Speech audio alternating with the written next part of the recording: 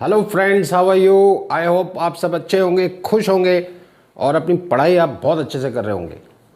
ठीक है, थोड़ा सा डिले हो गया नया वीडियो लाने में, so I am really very sorry for that, लेकिन अभी कंटिन्यूटी मेंटेन रहेगी, इसलिए देखते रहिए।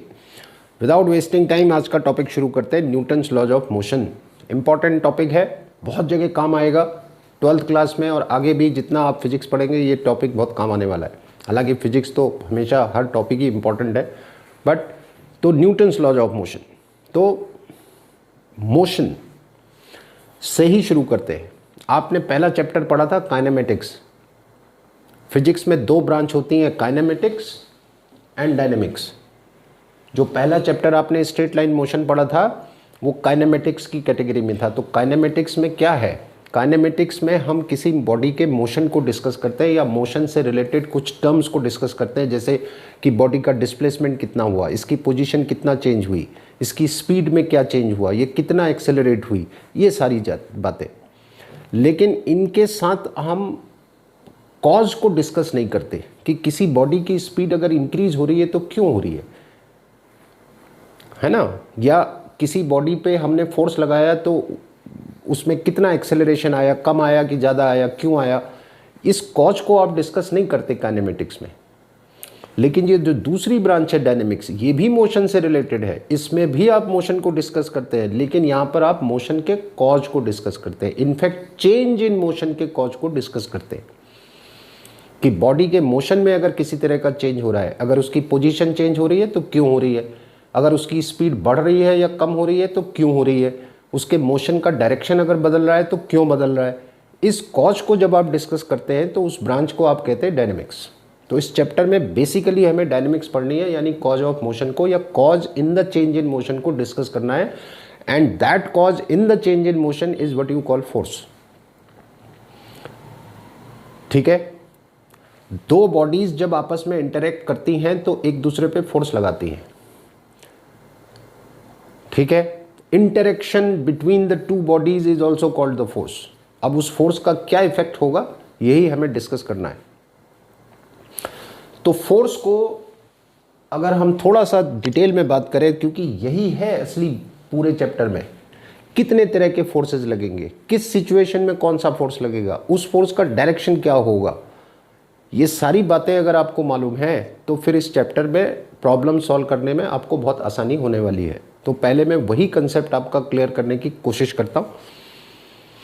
तो फोर्स को डिवाइड करें तो पहले मैंने दो कैटेगरीज में फोर्स को डिवाइड किया। देखिए, कॉन्टैक्ट फोर्सेस और नॉन कॉन्टैक्ट फोर्सेस। नाम से ही पता चल रहा है। नॉन कॉन्टैक्ट फोर्सेस से शुरू करते हैं। ये वो फोर्सेस हैं जो दो बॉडी एक दूसरे में अप्लाई कर पाती हैं बिना कॉन्टैक्ट में आए, इसलिए बोलते हैं नॉन कॉन्टैक्ट फोर्सेस। इनके एग्जाम्पल्स मैंने लिखे हैं, जैसे ग्रेविटेशनल फोर्स है, इलेक्ट्रिक फोर्स है, मैग्नेटिक फोर्स है। मैग्नेटिक फोर्स आपने देखा है कि दो मैग्नेट कभी आपने हैंडल किए हों, दोनों के नॉर्थ पोल आमने सामने लाने की कोशिश करें तो आप मैग्नेटिक फोर्स को फील कर पाते हैं। मुश्किल होती है आपको नॉर्थ को, या अगर नॉर्थ के सामने साउथ ले आए तब भी आप उस फोर्स को फील करते हैं, अट्रैक्शन लगता है नॉर्थ और साउथ में। ऐसी ग्रेविटेशनल फोर्स है ना, gravitational force between sun and earth, gravitational force between earth and moon. तो मून हमारे अर्थ के चारों तरफ रिवॉल्व कर रहा है, क्यों? क्योंकि अर्थ का ग्रेविटेशनल फोर्स मून पे लग रहा है, and there is no physical contact between moon and earth. ऐसे ही सन के चारों तरफ अर्थ रिवॉल्व कर रही है, तो सन का ग्रेविटेशनल फोर्स अर्थ पे लग रहा है, तो उसकी वजह से कर रही है, there is no contact between the two. ऐसे फोर्सेस को नॉन कॉन्टैक्ट फोर्सेस कहते हैं, और फील्ड फोर्सेस के नाम से भी जानते हैं। इसलिए कहते हैं फील्ड फोर्सेस क्योंकि किसी मैग्नेट की सराउंडिंग में एक मैग्नेटिक फील्ड होता है, किसी चार्ज की सराउंडिंग में एक इलेक्ट्रिक फील्ड होता है, और किसी बहुत बड़े मास की सराउंडिंग में एक ग्रेविटेशनल फील्ड होता है। इन फील्ड के अंदर जब कोई बॉडी आती है, अगर मैग्नेटिक फील्ड के अंदर कोई मैग्नेट आ गया तो उस पर फोर्स लगेगा, इलेक्ट्रिक फील्ड के अंदर कोई चार्ज पार्टिकल आ गया तो उस पर फोर्स लगेगा, ग्रेविटेशनल फील्ड के अंदर कोई मास आ गया तो उस पर फोर्स लगेगा।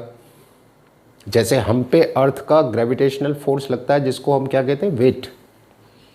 तो weight of a body is an example of non contact force. अगर आप किसी हाइट से जंप करते हैं, है ना, तो जितनी देर आप एयर में रहते हैं तो आपका और अर्थ का कोई फिजिकल कॉन्टैक्ट नहीं। अगर एयर को इग्नोर कर दूं तो फिजिकल कांटेक्ट नहीं है, तब भी वेट आपका काम करता है और वही वेट आपको नीचे लाता है, नॉन कांटेक्ट फोर्स है, याद रखना। दूसरी कैटेगरी है कांटेक्ट फोर्सेस की। ये फोर्सेस तभी एक्टिवेट होते हैं जब दो बॉडी कांटेक्ट में आती हैं। अगर आपने किसी बॉडी को किसी सरफेस पे रखा है तो वो सरफेस उस बॉडी पे और बॉडी उस सरफेस पे एक फोर्स लगाती है जिसको आप नॉर्मल रिएक्शन फोर्स के नाम से जानते हैं। किसी स्ट्रिंग को अगर मैं स्ट्रेच करने की कोशिश करूं तो उस स्ट्रिंग में एक फोर्स डेवलप होता है, inter atomic force, intermolecular force. Intermolecular forces की वजह से जब आप किसी स्ट्रिंग को स्ट्रेच करते हैं तो उस स्ट्रिंग में एक फोर्स डेवलप हो जाता है जिसको कहते हैं tension in the string. Detail में बात करेंगे इसकी। तीसरा है फ्रिक्शनल फोर्स। फ्रिक्शनल फोर्स भी तभी एक्टिवेट होता है जब कोई बॉडी किसी सरफेस पे स्लाइड करती है तो फिर फ्रिक्शनल फोर्स, या रोल करती है, दोनों ही केसेस में बॉडी और सरफेस का कांटेक्ट होता है, तब फ्रिक्शनल फोर्स एक्टिवेट होता है। तो ये कांटेक्ट फोर्सेस हैं, ये नॉन कांटेक्ट फोर्सेस हैं। सबसे पहले तो मैं आपको ये बता दूं कि इन फोर्सेस का डायरेक्शन आपने कैसे बनाना है, वो बहुत इंपॉर्टेंट है। ठीक है, देखिए जब आप न्यूटन्स लॉज ऑफ मोशन की प्रॉब्लम सॉल्व कर रहे होंगे तो आपके लिए क्या चीज़ सबसे ज़रूरी है जानते हैं? कि किसी एक पर्टिकुलर सिचुएशन में अगर आपको देंगे तो आपको ये देखना पड़ेगा कितने फोर्सेस लग रहे हैं, कौन कौन से फोर्सेस इस सिचुएशन में काम कर रहे हैं, उन फोर्सेस का डायरेक्शन क्या है। अगर ये बातें आपको क्लियर हैं तो फिर प्रॉब्लम सॉल्व करने में आपको ज़्यादा दिक्कत आने वाली है नहीं। तो मैं एक एक करके इन फोर्सेस को लेता हूँ। कॉन्टैक्ट फोर्सेज में तो हम सारे डिस्कस करेंगे, नॉन कॉन्टैक्ट में वेट को डिस्कस करेंगे, क्योंकि ये फोर्सेज इलेक्ट्रिक और मैग्नेटिक फोर्सेज की बात आप क्लास 12th में करेंगे तो अभी इनको लेके नहीं चलते, कहीं अगर आ गए तो कोई दिक्कत नहीं है, हम देख लेंगे। तो बेसिकली आपको 4-5 फोर्सेज को हैंडल करना सीखना है, इनके अलावा और कोई फोर्स काम नहीं करेगा। तो इनको डिटेल में डिस्कस कर लेते हैं वन बाय वन, ठीक है। तो शुरू करते हैं नॉर्मल कांटेक्ट फोर्स से, ठीक है। Direction perpendicular to the surface in contact, surface के परपेंडिकुलर काम करेगा। मैंने कुछ सिचुएशंस यहाँ पे बनाई है ताकि आपको डायरेक्शन का आइडिया हो जाए अच्छे से। पहला एग्जांपल देखिए, इसमें देखें एक सरफेस है, इसके ऊपर एक बॉडी रखी है, तो बॉडी की सरफेस और ये सरफेस ये आपस में कांटेक्ट में है। तो यहाँ पे जो नॉर्मल रिएक्शन फोर्स लग रहा होगा बॉडी पे लग रहा होगा इधर, और ये जो नीचे सरफेस है इस पे इतना ही फोर्स इधर लग रहा होगा। एक्शन रिएक्शन अभी हमने डिस्कस नहीं किया है, छोटी क्लास से पढ़ते आए, आपको मालूम है हर एक्शन का एक रिएक्शन होता है। तो अगर ये बॉडी पे ये सरफेस एक नॉर्मल रिएक्शन फोर्स लगा रही है तो ये बॉडी भी इस सरफेस पे उतना ही फोर्स अपोजिट डायरेक्शन में लगा रही होगी। हमने यहाँ पे देखना है कि डायरेक्शन, तो आप देख रहे हैं कि सरफेस के परपेंडिकुलर है। अब इसी सिचुएशन को यहाँ देखिए, यही बॉडी है, सरफेस पे रखी है, अब इसके ऊपर एक रॉड रखी है। तो अब यहाँ पे 3 जगह कांटेक्ट है। देखिए एक कांटेक्ट तो बॉडी का और सरफेस का यहाँ पर यानी पूरा ही है, फिर इस बॉडी की जो ये कॉर्नर है इसका और इस रॉड का कांटेक्ट है, फिर इस रॉड का और इस सरफेस का कांटेक्ट है। 3 जगह कांटेक्ट है। तो यहाँ वाली सिचुएशन तो अभी हमने देखी कि सरफेस ने बॉडी पे रिएक्शन फोर्स लगाया N1 और बॉडी ने सरफेस पे लगाया N1, फिर एक रिएक्शन फोर्स यहाँ लग रहा होगा। अब इस रिएक्शन फोर्स की डायरेक्शन के लिए आप इस सरफेस को देखिए, क्योंकि ये तो इसका तो कॉर्नर है, तो इसके कॉर्नर से आइडिया नहीं मिलेगा आपको। तो इस सरफेस को देखिए, तो इसके परपेंडिकुलर, तो अब ये बॉडी ने इस सरफेस पे रिएक्शन फोर्स इधर लगाया होगा, अगर मैं N2 से डिनोट करूं, तो फिर इस रॉड ने भी इस पे इधर लगाया होगा N2। फिर इस रॉड का और इस सरफेस का कांटेक्ट देखूं तो आप इस सरफेस को देखिए, ठीक है। तो सरफेस ने रॉड पे लगाया होगा परपेंडिकुलर डायरेक्शन में इधर, और रॉड ने सरफेस पे लगाया होगा इधर, ये देखिए। अच्छा, अगर कोई स्फेरिकल शेप की बॉडी है, जैसे स्फेरिकल शेप से मेरा मतलब है ये स्फेयर हो सकता है, ये रिंग हो सकता है, ये सिलेंडर हो सकता है, ठीक है।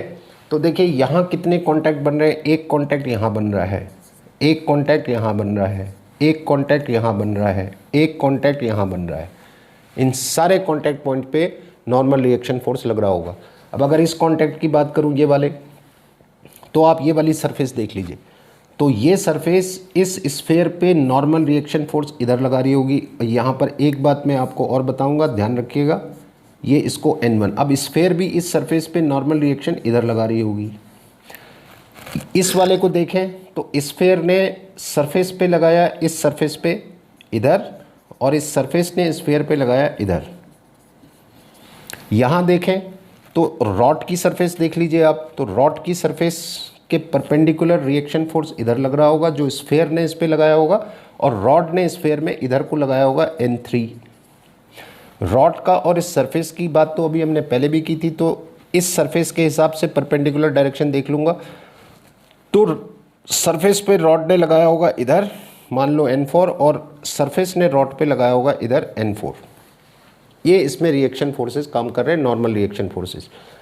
अब यहाँ पे ध्यान रखना कि अगर स्फेरिकल शेप की बॉडी है या कोई रिंग है या कोई सिलिंड्रिकल बॉडी है जिसका क्रॉस सेक्शन सर्कुलर है, तो इसमें जो रिएक्शन फोर्स लगेगा वो इसके सेंटर की डायरेक्शन में काम करता है हमेशा, ऑलवेज टूवर्ड द, क्योंकि उसका रीज़न है, देखिए अगर ये सर्कुलर शेप की बॉडी है ना, तो इसके किसी भी पॉइंट पे टेंजेंट बनाएंगे तो इसके परपेंडिकुलर जो आएगा वो सेंटर की अलोंग ही आएगा।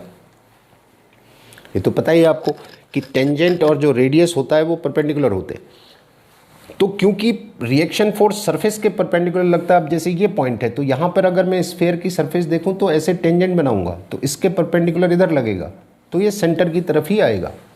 इसको ध्यान रखिए। यहाँ देखिए, यहाँ पर एक कॉन्टैक्ट यहाँ पर बन रहा है, एक कॉन्टैक्ट यहाँ पर बन रहा है, तो इस कॉन्टैक्ट के लिए ये सरफेस देख लीजिए आप, तो इस सरफेस के परपेंडिकुलर इधर लग रहा होगा, मान लीजिए N1, और इस ये जो वेज टाइप का दिख रहा है इस पे रिएक्शन फोर्स इसके अपोजिट लग रहा होगा इधर। यहाँ पर आप ये सरफेस देख लीजिए, तो इस सरफेस के परपेंडिकुलर लग रहा होगा इधर, तो इसके ठीक अपोजिट लग रहा होगा इधर ये। तो नॉर्मल कॉन्टैक्ट फोर्स जो होता है वो सरफेस के परपेंडिकुलर लगता है। अगर दोनों सरफेसेज आपकी फ्लैट हैं, जैसे यहाँ है, तो यहाँ तो बहुत आसान है, दोनों सरफेस के परपेंडिकुलर आसानी से आप देख सकते हैं। लेकिन अगर मान लीजिए इस तरह की सिचुएशन है, तो जो सरफेस आपको क्लियर आपको दिखाई दे रही है उसके परपेंडिकुलर बना लीजिए, दूसरा उसके अपोजिट हो जाएगा। और ऐसे सर्कुलर केस में मैंने बता दिया कि जब आप नॉर्मल रिएक्शन बनाएंगे तो वो हमेशा सेंटर की तरफ ही आएगा। ये तो बात हो गई नॉर्मल रिएक्शन फोर्स की, ठीक है। अब बात करते हैं टेंशन इन द स्ट्रिंग।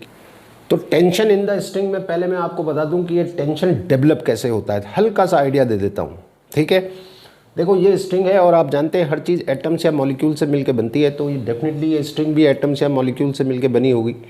जब तक इस स्ट्रिंग पे कोई फोर्स नहीं लग रहा है तो इसके एटम्स के बीच का सेपरेशन आप देख रहे हैं, ये है, ठीक है। तो इन एटम्स में या इन मॉलिक्यूल्स में कोई फोर्स काम नहीं कर रहा है अभी। लेकिन जैसे ही आप इस स्ट्रिंग को स्ट्रेच करने की कोशिश करेंगे तो इन एटम्स या मॉलिक्यूल का सेपरेशन थोड़ा इंक्रीज होता है, और जैसे ही ये सेपरेशन इंक्रीज होता है इनके बीच में इंटर एटॉमिक या इंटर मॉलिक्यूलर फोर्स एक्टिवेट हो जाता है। इस इंटर एटॉमिक और इंटर मॉलिक्यूलर फोर्स को हम डिटेल में आगे आने वाले सिलेबस में डिस्कस करेंगे आगे जाके। अभी आप हल्का सा आइडिया ले लीजिए कि ये आ कहाँ से रहा है। तो आपने स्ट्रिंग को स्ट्रेच किया, तो स्ट्रिंग किससे बनी है, एटम्स या मॉलिक्यूल से। तो स्ट्रिंग को स्ट्रेच कर रहे हैं मतलब इनका सेपरेशन बढ़ा रहे हैं आप। जैसे ही एटम्स या मॉलिक्यूल का सेपरेशन बढ़ेगा इनके बीच में इंटर एटॉमिक या इंटर मॉलिक्यूलर फोर्स काम करता है जो इनको वापस लाने की कोशिश करता है, and this is the cause behind the tension in the string. एक बात। दूसरी बात है कि डायरेक्शन। अब इस टेंशन का डायरेक्शन क्या होता है, opposite to the point of contact, point of contact के अपोजिट। अब क्या है, तो इसको समझने की कोशिश करते हैं। तो इसके लिए मान लीजिए कि ये एक पुली सिस्टम है, ये एक स्ट्रिंग है, इसके साथ दो ब्लॉक्स आपने अटैच कर रखे, इसका मास m1 है, इसका m2 है मान लीजिए। एक सिचुएशन और ले लेते हैं कि मान लीजिए ये कोई वेज है, इस तरह से यहाँ पर एक पुली है, एक स्ट्रिंग इसके ऊपर पास कराई, एक बॉडी यहाँ रखी है, दूसरी बॉडी इधर हैंग कर रखी है आपने दूसरे एंड से। ये सिचुएशन है। यहाँ पर मैं और फोर्सेस को मार्क नहीं करने वाला हूँ, बिल्कुल सिर्फ टेंशन की बात करेंगे, ठीक है। तो मैंने जैसे बताया कि टेंशन इन द स्ट्रिंग का डायरेक्शन क्या होता है, opposite to the point of contact. अब यहाँ पे एक बात और बता दूँ कि अगर जो स्ट्रिंग है, ये स्ट्रिंग मासलेस है, मासलेस स्ट्रिंग अगर है और इनएक्सटेंसिबल है, इनएक्सटेंसिबल, इनएक्सटेंसिबल का मतलब रबर बैंड टाइप की स्ट्रिंग नहीं है। जैसे कॉटन थ्रेड होता है तो बहुत ज़्यादा खींचता नहीं है, अगर आप उसको फोर्स लगाएंगे तो ज़्यादा चेंज नहीं आता उसकी लेंथ में, नेग्लिजिबल चेंज आता है। रबर बैंड तो खिंच जाएगा। तो इनएक्सटेंसिबल का मतलब रबर बैंड टाइप की नहीं है और मासलेस है। अगर मासलेस स्ट्रिंग है तो इस पूरी स्ट्रिंग में एक ही टेंशन डेवलप होता है थ्रू आउट। समझ गए? और जैसे मैंने बताया कि इस टेंशन का क्या डायरेक्शन होता है, opposite to the point of contact. अब देखो स्ट्रिंग का और इस ब्लॉक का पॉइंट ऑफ कांटेक्ट ये है, स्ट्रिंग का और ब्लॉक का पॉइंट ऑफ कांटेक्ट ये है, स्ट्रिंग का और पुली का पॉइंट ऑफ कांटेक्ट ये है, और ये भी पॉइंट ऑफ कांटेक्ट है। अब इन सारे कांटेक्ट पॉइंट पे अगर मैं इस स्ट्रिंग का टेंशन दिखाऊं तो देखो यहाँ पे ये कांटेक्ट पॉइंट है, तो away from the point of contact tension इधर लगेगा, away from the point of contact tension इधर लगेगा, away from the point of contact tension इधर, और इसमें इधर, और पूरी स्ट्रिंग में थ्रू आउट सेम टेंशन। अगर ये मासलेस स्ट्रिंग है तो यहाँ देख लो, ये पॉइंट ऑफ कांटेक्ट है स्ट्रिंग का और ब्लॉक का, ये टेंशन, ये पॉइंट ऑफ कांटेक्ट है ब्लॉक का और स्ट्रिंग का, ये टेंशन। पुली में देखूं तो ये पॉइंट ऑफ कांटेक्ट है, ये टेंशन का डायरेक्शन, यहाँ पे पॉइंट ऑफ कांटेक्ट है, ये टेंशन का डायरेक्शन। अब यहाँ पर एक पॉइंट और है कि अगर ये स्ट्रिंग मासलेस नहीं है तो फिर इस पूरी स्ट्रिंग में टेंशन एक जैसा नहीं होगा। मान लीजिए कि कोई ये हैवी रोप है, एक हैवी रोप है, क्योंकि जब तक आप स्ट्रिंग वर्ड यूज़ कर रहे हैं तो मासलेस ही कंसिडर करते हैं। हालांकि कोई भी चीज़ मासलेस नहीं हो सकती, लेकिन अगर नेग्लिजिबल मास है तो आप इग्नोर कर देते हैं। ठीक है, जैसे कॉटन थ्रेड अगर लूँ तो क्या मास होगा उसका, नेग्लिजिबल होगा। लेकिन अगर एक रोप है, मान लीजिए हैवी रोप, जिससे आप टग ऑफ वॉर कर खेलते हैं, है ना, वो मोटी सी रस्सी होती है, ऐसी कोई रोप है मान लीजिए हैवी है, तो उसको अगर आप पुल कर रहे हैं, ठीक है, तो इस ऐसी हैवी स्ट्रिंग में टेंशन सबसे ज़्यादा यहाँ पर होगा जहाँ आप फोर्स लगा रहे हैं, एंड फिर ये धीरे धीरे कम होता जाता है। तो अगर इसके मास को भी आप कंसिडर कर रहे हैं तो टेंशन इस एंड पे सबसे ज़्यादा होगा, मैक्सिमम। इनफैक्ट इस पे बेस्ड हम एक दो न्यूमेरिकल भी करने वाले हैं आगे चल के, यहाँ पे तो मैं आपको कंसेप्ट समझा रहा हूँ। तो जिस एंड पे फोर्स लगा के आप इसको पुल कर रहे हैं वहाँ पे टेंशन मैक्सिमम होगा, और ये वाले एंड का टेंशन जो होगा मिनिमम होगा, और दैट वुड बी 0। तो अगर मासलेस नहीं है तो फिर टेंशन पूरी स्ट्रिंग में एक जैसा नहीं होगा, राइट। फिर एक और बात है कि अगर ये जो पुली है और जो स्ट्रिंग है, इनके बीच में अगर फ्रिक्शन काम कर रहा है, कई न्यूमेरिकल्स में आप देखेंगे जब पुली सिस्टम वाले, उसमें लिखा होगा massless string and frictionless pulleys लिखा होगा।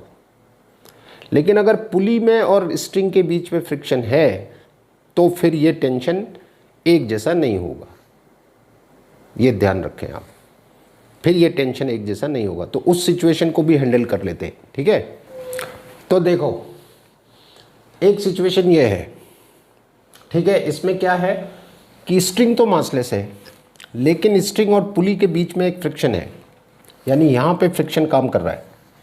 तो इसकी वजह से इस एंड का और इस तरफ का टेंशन जो है वो चेंज हो जाएगा। अगर यहाँ वाला टेंशन मैं T1 से मार्क करूँ तो ये तो T1 है, लेकिन इस एरिया में जो फ्रिक्शन काम कर रहा है between the string and the पुली, इसकी वजह से ये टेंशन यहाँ आने तक चेंज हो जाएगा। मान लो T2 हो गया तो ये T2 होगा, तो इधर वाला टेंशन अलग और इधर वाला अलग, because of the friction in this part between the pulley and the string.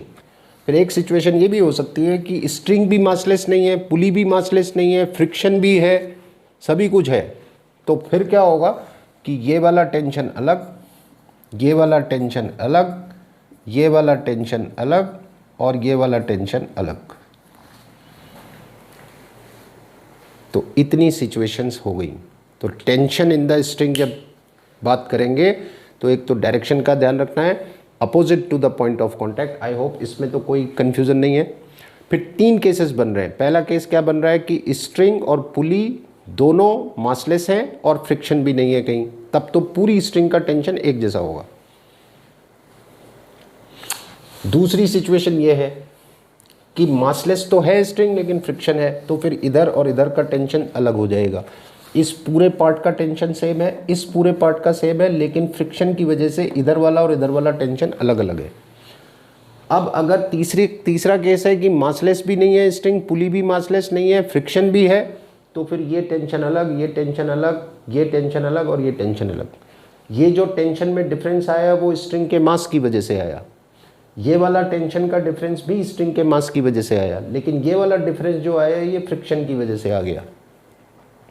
तो ये इतनी सिचुएशंस आपको हैंडल करनी पड़ेंगी जब आप टेंशन इन द स्ट्रिंग की बात करेंगे। अब वेट की भी बात कर लेते हैं। तो वेट क्या होता है कि the force with which the earth attracts a body towards its centre, ये बोला जाता है वेट। जितने फोर्स से अर्थ किसी बॉडी को अपने सेंटर की तरफ अट्रैक्ट करती है उसको उस बॉडी का वेट बोलते हैं। ठीक है, वेट का डायरेक्शन क्या बोलते हैं हम? Always vertically downwards. अब ये जो वर्टिकली डाउनवर्ड है इसको भी आप समझ लो। देखो, मान लीजिए ये आपकी अर्थ है, ये अर्थ का सेंटर है। अगर आप यहाँ पर खड़े हैं या कोई बॉडी यहाँ पे रखी है तो इस बॉडी के लिए ये हॉराइजन है। हॉराइजन वर्ड से ही हॉरिजॉन्टल बनता है। ये हॉराइजन यहाँ पर ये है, यानी इस पोजीशन पे ये हॉरिजॉन्टल है। अगर ये हॉरिजॉन्टल है तो फिर ये वर्टिकल है। लेकिन अगर बॉडी अर्थ में किसी यहाँ इस लोकेशन में रखी है तो इस लोकेशन में हॉरिजॉन्टल या हॉराइजन ये है, तो इस हॉरिजॉन्टल या हॉराइजन के परपेंडिकुलर ये डायरेक्शन है, ये ध्यान रखिएगा। तो यहाँ पे देखो तब भी वर्टिकली डाउनवर्ड है, यहाँ पे देखो तब भी वर्टिकली डाउनवर्ड है। अब ये वर्टिकल इस हॉरिजॉन्टल के हिसाब से है और ये वर्टिकल इस हॉरिजॉन्टल के हिसाब से, और दोनों ही केसेस में आप देखो जो वेट काम कर रहा है वो toward the centre of the अर्थ कर रहा है। तो अर्थ के रेस्पेक्ट में कहीं पे बात हो रही होगी तो इस बात का ध्यान रखना, अदरवाइज तो बहुत आसान है। अभी देखो किसी सरफेस पे बॉडी रखी है, इसका मास m है, तो वेट क्या लगेगा? वर्टिकली डाउनवर्ड, ये हॉरिजॉन्टल ये वर्टिकल। बॉडी किसी इंक्लाइन प्लेन में रखी है तब भी ये वेट वर्टिकली डाउनवर्ड ही लगेगा। ये देखो हॉरिजॉन्टल ये वर्टिकल। इस तरह का केस है, मान लो कोई बॉल है या कोई हेमीस्फेरिकल सरफेस है, इसके अंदर एक बॉडी रखी है, तब भी वेट किधर लगेगा? Vertically downward. बॉडी कहीं भी है, weight always acts vertically down. Earth के कंटेक्स्ट में बात करें तो toward the centre of the earth. तो इस बात को ध्यान रखना, हॉरिजॉन्टल अलग अलग जगह पे अलग अलग है। अगर आप यहाँ पर हैं तो आपके लिए ये हॉरिजॉन्टल होगा, ये वर्टिकल हो जाएगा। इस बात को ध्यान रखना, ठीक है। तो वेट भी हो गया।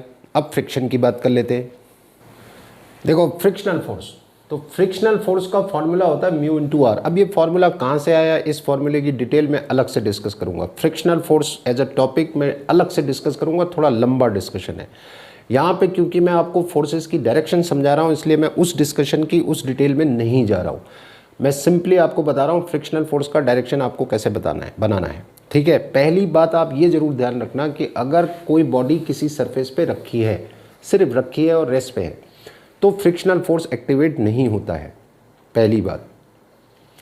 दूसरी सिचुएशन क्या है कि बॉडी किसी सरफेस पे रखी तो है, रेस्ट पे तो है, लेकिन इसकी मूव करने की टेंडेंसी है, मूव करना चाह रही है।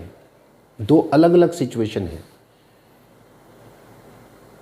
कि एक बॉडी किसी सरफेस पे रखी है, रेस्ट पे है, और ठीक है रेस्ट पे है और उसकी मूव करने की भी कोई टेंडेंसी नहीं है, तो फ्रिक्शनल फोर्स एक्टिवेट नहीं होता है।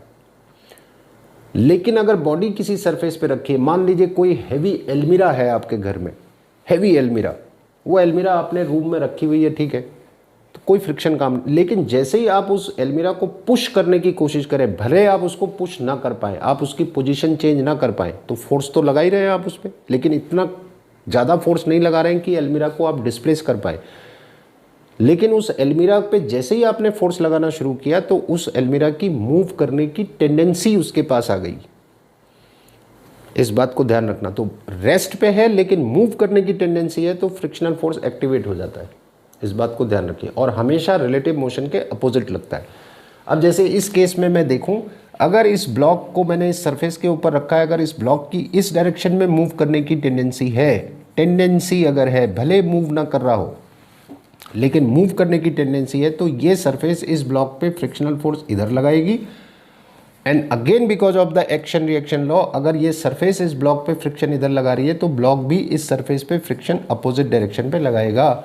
मैंने क्यों लिखा है यहाँ पे रिलेटिव मोशन, सरफेस के रिलेटिव ये ब्लॉक इधर जाने की कोशिश कर रहा है, तो ब्लॉक के रिलेटिव सरफेस इधर जाने की कोशिश कर रही है, तो सरफेस इधर जाने की कोशिश कर रही है ब्लॉक के रेस्पेक्ट में, तो सरफेस पे फ्रिक्शन इधर लग रहा है, जबकि ब्लॉक पे फ्रिक्शन इधर को लग रहा है। ये ध्यान रखना। यहाँ देख लीजिए, मान लीजिए ये है कि ये ब्लॉक की देखो नीचे आने की टेंडेंसी होगी डेफिनेटली, जिस सिचुएशन में ये रखा हुआ है तो इसकी नीचे आने की टेंडेंसी होगी, तो इस पर फ्रिक्शनल फोर्स इधर लग रहा होगा। तो सरफेस ने ब्लॉक पे जो फ्रिक्शनल फोर्स लगाया वो तो इधर लग रहा होगा, लेकिन ब्लॉक सरफेस पे जो फ्रिक्शन लगाएगा वो इधर लग रहा होगा, क्योंकि ब्लॉक के रिस्पेक्ट में सरफेस पीछे को जाएगी। इस बात को ध्यान रखना। ये फ्रिक्शनल फोर्स का डायरेक्शन भी आ गया आपको। एक फोर्स और बचा है, उसको भी डिस्कस कर लेते हैं। तो देखिए एक और फोर्स है, ये बड़ा इंटरेस्टिंग फोर्स है, स्यूडो फोर्स। स्यूडो फोर्स को हम फॉल्स फोर्स के नाम से भी जानते हैं। अब इस स्यूडो फोर्स को समझने के लिए आपको एक बात समझनी पड़ेगी, पहले तो समझना पड़ेगा frame of reference. Frame of reference समझना पड़ेगा, और ये बहुत आसान है। फ्रेम ऑफ रेफरेंस देखो, अगर किसी बॉडी के मोशन को लेके डिस्कशन हो रहा है तो डेफिनेटली उस बॉडी के मोशन को कोई तो ऑब्जर्व कर रहा होगा है ना। आप किसी बॉडी के मोशन से रिलेटेड डिस्कशन कर रहे हैं तो कोई तो होगा जो उसको ऑब्जर्व कर रहा होगा बॉडी के मोशन को। तो जो ऑब्जर्वर है आई एम सॉरी, ऑब्जर्वर जो है वो कहाँ से ऑब्जर्व कर रहा है, ऑब्जर्वर की सिचुएशन क्या है, वो कहाँ से कर रहा है, उसको कहते हैं फ्रेम ऑफ रेफरेंस। अब मैं यहाँ पे एक एग्जांपल देता हूँ आपको, ध्यान से सुनना, आई होप आपको समझ में आएगा। मान लीजिए आप बस में बैठे हैं, स्कूल की अपनी बस में बैठे हैं, अगर आप स्कूल बस से जाते हैं तो स्कूल बस में बैठे हैं और बस आपकी रेस्ट पे है, ठीक है। ध्यान से सुनना, बड़ा सिंपल और बढ़िया एग्जाम्पल है, आपको फ्रेम ऑफ रेफरेंस समझ में आ जाएगा। तो अब आप स्कूल की बस में बैठे हैं और बस आपकी रेस्ट में है, और बस की विंडो से बाहर आप किसी ऑब्जेक्ट को देख रहे हैं जो सड़क में पड़ा हुआ है। मान लीजिए कोई पत्थर पड़ा हुआ है, स्टोन सड़क में पड़ा हुआ है, रेस्ट पे है, और आप उसको देख रहे हैं, तो आपको क्या दिखेगा कि स्टोन रेस्ट पे है, ठीक है। अब आपकी बस ने एक कांस्टेंट स्पीड से चलना शुरू किया, तो उसी स्टोन को अभी आप देखेंगे तो वो स्टोन भी उसी स्पीड से आपको पीछे जाता हुआ दिखेगा। अगर आपकी बस मान लीजिए 3 मीटर पर सेकंड की स्पीड से आगे बढ़ रही है कांस्टेंट स्पीड से, और आप उस पत्थर को अभी भी ऑब्जर्व कर रहे हैं, तो वो पत्थर आपको 3 मीटर पर सेकंड से पीछे जाते हुए दिखाई देगा, ठीक है। यहां तक कि कहानी में न्यूटन्स लॉज ऑफ मोशन काम कर रहे हैं। इतना तो पता ही है कि बिना फोर्स लगाए किसी बॉडी की पोजीशन या मोशन आप चेंज नहीं कर सकते, ये तो पता ही है, छोटी क्लास से पढ़ते आ रहे हो। जब आपकी बस रेस्ट में थी, आप उस पत्थर को देख रहे थे, तो वो पत्थर भी आपको रेस्ट पे दिख रहा था, तो आप कह रहे थे ठीक है साहब, ये जो पत्थर है या ये जो स्टोन है इस पर कोई फोर्स काम नहीं कर रहा है, इसलिए ये रेस्ट पे है। आपकी बस एक कांस्टेंट स्पीड से आगे जा रही है, तो वो पत्थर भी आपको कांस्टेंट स्पीड से पीछे जाते हुए दिख रहा है, तो अगेन आप कह सकते हैं कि अभी भी इस पत्थर पे कोई फोर्स नहीं लग रहा है, इसलिए ये कांस्टेंट स्पीड से मूव कर रहा है। कांस्टेंट स्पीड से अगर कोई बॉडी मूव कर रही है तो मान के चलिए नेट फोर्स उस बॉडी पे 0 है, क्योंकि फोर्स के आते ही बॉडी या तो एक्सेलरेट होगी या डी एक्सेलरेट होगी, या तो उसकी स्पीड बढ़ेगी या कम होगी। अगर उसकी स्पीड कांस्टेंट है या वेलोसिटी कांस्टेंट है तो आप मान के चलिए नेट फोर्स 0 है। तो पहला ऑब्जर्वेशन आपका क्या था कि no net force on the stone, that's why the stone is at rest, ठीक है, बात डाइजेस्टेबल है। दूसरा ऑब्जर्वेशन क्या था आपका कि बस आपकी 3 मीटर पर सेकंड से आगे जा रही थी, स्टोन आपको 3 मीटर पर सेकंड से पीछे जाते हुए दिख रहा था विद अ कांस्टेंट वेलोसिटी। तो अभी भी आप कह सकते हैं कि इस स्टोन पे कोई फोर्स नहीं लग रहा है, there is no net force on the stone, that's why its velocity is constant. यहाँ तक की कहानी तो न्यूटन्स लॉज ऑफ मोशन के हिसाब से चल रही है। अब मान लीजिए आपके बस के ड्राइवर ने दबाया एक्सीलेटर, समझे, और बस आपकी एक्सेलरेट हुई। अब बस की स्पीड बढ़ रही है 3 से 4, 4 से 5, 5 से 6, 6 से 7। अभी भी आप उसी स्टोन को देख रहे हैं, तो क्या दिखेगा कि स्टोन भी 3 से 4, 4 से 5, 5 से 6, 6 से 7। अब आप क्या कहोगे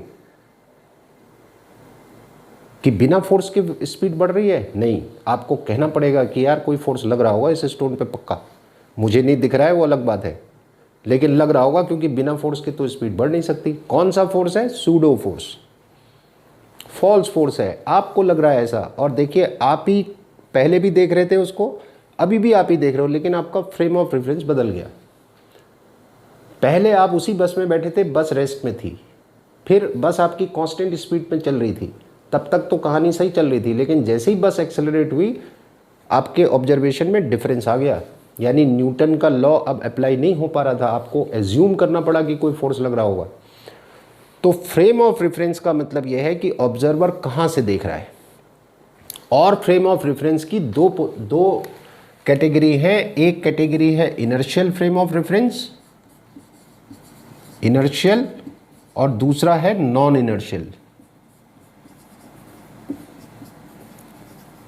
इनर्शियल फ्रेम ऑफ रेफरेंस उसको बोलते हैं जिसमें Newton's laws are valid, Newton's laws are valid, specially Newton's first law या law of inertia is valid कह सकते हैं आप। इनर्शियल फ्रेम ऑफ रेफरेंस वो है जिसमें लॉ ऑफ इनर्शिया, जिसको आप फर्स्ट लॉ भी कहते हैं, लॉ ऑफ इनर्शिया इसमें वैलिड है। और इस फ्रेम ऑफ रेफरेंस में, नॉन इनर्शियल में, इसमें लॉ ऑफ इनर्शिया वैलिड नहीं होगा। तब तक नहीं होगा जब तक आप एक फोर्स एज्यूम ना करें। आपको एज्यूम करना पड़ेगा, और उसी फोर्स का नाम है सूडो फोर्स। अभी जैसे मैंने बताया, आपने कभी नोटिस किया होगा, मान लीजिए मैं फिर बस का एग्जांपल दे रहा हूँ, मान लीजिए आपका एक सूटकेस है जिसके नीचे व्हील्स लगे होते हैं, आप बस में बैठे, राइट, आपने बस को जो है वो दो सीट्स के बीच में जो छोटी सी गैलरी होती है उसके ऊपर रखा, ठीक है। तो बस जब एक्सेलरेट होती है तो कभी आपने नोटिस किया होगा, क्योंकि व्हील की वजह से वो आपका सूटकेस पीछे को जाने लगता है बिना कोई फोर्स के। ऐसा कभी मे भी एक्सपीरियंस हुआ हो आपको। लेकिन ऐसा तभी होता है जब बस एक्सेलरेट हो या सडनली उस पर ब्रेक लगाए अगर ड्राइवर, तो या तो सूटकेस पीछे जाने लगेगा या आगे स्लाइड करने लगेगा, तो बिना फोर्स के वो मूवमेंट हो जाता है ना। तो यहाँ पे सूडो फोर्स की बात करते हैं। तो non inertial frame of reference को पहचानना बहुत आसान है। अगर एक्सेलरेटेड फ्रेम ऑफ रेफरेंस है तो नॉन इनर्शियल, और अगर कांस्टेंट स्पीड या रेस्ट पे है या कांस्टेंट स्पीड से फ्रेम ऑफ रेफरेंस आपका मूव कर रहा है तो वो इनर्शियल की कैटेगरी में आता है। और अगर एक्सेलरेट हो रहा है तो नॉन इनर्शियल। अभी मैंने आपको एग्जांपल दिया, जब तक बस रेस्ट में थी, आप उसके अंदर बैठे थे, तो आप इनर्शियल फ्रेम में थे। जब बस आपकी कांस्टेंट स्पीड से चल रही थी तब भी आप इनर्शियल फ्रेम में थे। लेकिन वही बस अगर एक्सेलरेट होती है या ड्राइवर आपका ब्रेक लगाता है तो वही बस नॉन इनर्शियल की कैटेगरी में आ जाएगी। और non inertial frame of reference से अगर आप किसी बॉडी के मोशन को ऑब्जर्व करेंगे तो उस पर सूडो फोर्स लग रहा होगा, फॉल्स फोर्स लग नहीं रहा है, लेकिन उसका रिजल्ट देखने को मिल रहा होगा आपको, ठीक है। तो सूडो फोर्स का फॉर्मूला क्या होता है कि मास ऑफ द बॉडी जिस पे सूडो फोर्स लग रहा है उसका mass, acceleration of frame of reference, acceleration of frame of reference and direction opposite. मैं एक एग्जांपल से समझा देता हूं, एक एग्जांपल से आपको समझा भी देता हूं कैसे, ताकि सूडो फोर्स का कंसेप्ट आपके दिमाग में अच्छे से बैठ जाए, क्योंकि ये कई न्यूमेरिकल्स में आपको ये हैंडल करना पड़ेगा। कि मान लीजिए ये कोई ब्लॉक है, इसके ऊपर एक दूसरा ब्लॉक है, ये कैपिटल एम मास का ब्लॉक है, ये स्मॉल एम मास का ब्लॉक है। नीचे वाला ब्लॉक सपोज एक्सेलरेट होता है विद एन एक्सेलरेशन ए। मैं इस सिचुएशन को एक और तरह से बता देता हूँ। मान लीजिए ये एक ओपन ट्रक है, ओपन ट्रक है, ओपन ट्रक होना ज़रूरी नहीं है, खाली दिखाई दे इसलिए कह रहा हूँ ओपन ट्रक है। इसमें एक पीछे से एक ब्लॉक रखा हुआ है, ठीक है। दोनों सिचुएशन एक साथ देख लेते हैं। यहाँ पे ब्लॉक है, यहाँ ट्रक है, और ये दोनों में मान लीजिए ये स्मॉल एम का रखा है। अब मान लीजिए ये नीचे वाला ब्लॉक एक्सेलरेट होता है, तो अगर नीचे वाला ब्लॉक एक्सेलरेट होता है तो इसके लिए ये नॉन इनर्शियल है, यानी ये ब्लॉक इस समय नॉन इनर्शियल में रखा हुआ है। तो क्योंकि ये ब्लॉक नॉन इनर्शियल में है तो इस पर सूडो फोर्स लगेगा। कितना लगेगा? मास इसका, एक्सेलरेशन इसका, डायरेक्शन अपोजिट, यानी इधर को लगेगा। और कितना लगेगा? m/a। यहाँ पे देखिए कि अगर ये ट्रक मान लीजिए इस डायरेक्शन में एक्सेलरेट होता है, अगर ये ट्रक रेस्ट में है या कांस्टेंट स्पीड से जा रहा है तब तो नहीं लगेगा सूडो फोर्स, लेकिन अगर ये ट्रक एक्सेलरेट होता है तो फिर इस ब्लॉक पे सूडो फोर्स लगेगा, क्योंकि ये नॉन इनर्शियल में है। तो इस पे किधर को लगेगा? अपोजिट टू दिस, इसके अपोजिट लगेगा। और कितना लगेगा? मास इसका और एक्सेलरेशन इसका m/a, इतना लगेगा। ऐसी सिचुएशंस में सूडो फोर्स को कंसीडर करना पड़ेगा, ये ध्यान रखिए आप। कि मान लीजिए मैं एक एग्जांपल और दे देता हूं आपको, ये देखिए कि अगर ये कोई सिलेंडर है, मान लीजिए कोई सिलिंड्रिकल केबिन है, इसके अंदर एक आदमी खड़ा है और ये सिलेंडर मान लीजिए ओमेगा एंगुलर वेलोसिटी से रोटेट कर रहा है, इसका रेडियस r है। तो ये सिलेंडर एक non inertial frame of reference है, क्योंकि इसमें सेंट्रीपिटल एक्सेलरेशन काम कर रहा होगा r ओमेगा स्क्वायर। आपने पढ़ा है सेंट्रीपिटल एक्सेलरेशन का फॉर्मूला, r ओमेगा स्क्वायर भी होता है, v²/r भी होता है, या ओमेगा है तो r ओमेगा स्क्वायर इसका सेंट्रीपिटल एक्सेलरेशन है। और क्योंकि इस रोटेटिंग सिलेंडर के पास एक्सेलरेशन है तो ये नॉन इनर्शियल है, और नॉन इनर्शियल के अंदर ये आदमी खड़ा हुआ है, तो इस पर सूडो फोर्स लग रहा होगा। कितना लग रहा होगा? मास ऑफ द बॉडी, यानी इस आदमी का mass, acceleration of the frame of reference यानी सिलेंडर का एक्सेलरेशन, और डायरेक्शन अपोजिट इधर को लग रहा होगा। मास इसका, एक्सेलरेशन सिलेंडर का, और डायरेक्शन अपोजिट इधर को सूडो फोर्स लग रहा होगा। ऐसी सिचुएशंस में सूडो फोर्स को कंसीडर आपको करना पड़ेगा। तो इतने फोर्सेस हैं जो आपको हैंडल करने, 5। ये 5 फोर्सेस की डायरेक्शन अगर आपको बनानी आ गई, और किस सिचुएशन में कौन सा फोर्स लगेगा कौन सा नहीं लगेगा, ये सब अगर आपको आ गया तो न्यूमेरिकल प्रॉब्लम सॉल्व करना आपके लिए बहुत आसान है। So this is all for today. Keep on watching and देख रहे हैं तो सब्सक्राइब करना मत भूलिए। That would be a great motivation for me also, कि आपके लिए वीडियो बना के अपलोड करने में बहुत मेहनत लगती है, तो उसको आप सब्सक्राइब करेंगे तो मेरे लिए थोड़ा सा मोटिवेशन एक हो जाएगा, right. And keep an watching, और पूरा वीडियो देखा करिए, ब्रेक करके मत देखा करिए, पूरा देखेंगे तो आपको समझ में आएगा। तो पूरे पेशेंस के साथ पूरा कंप्लीट वीडियो देखिए। Okay, so thank you very much and best of luck.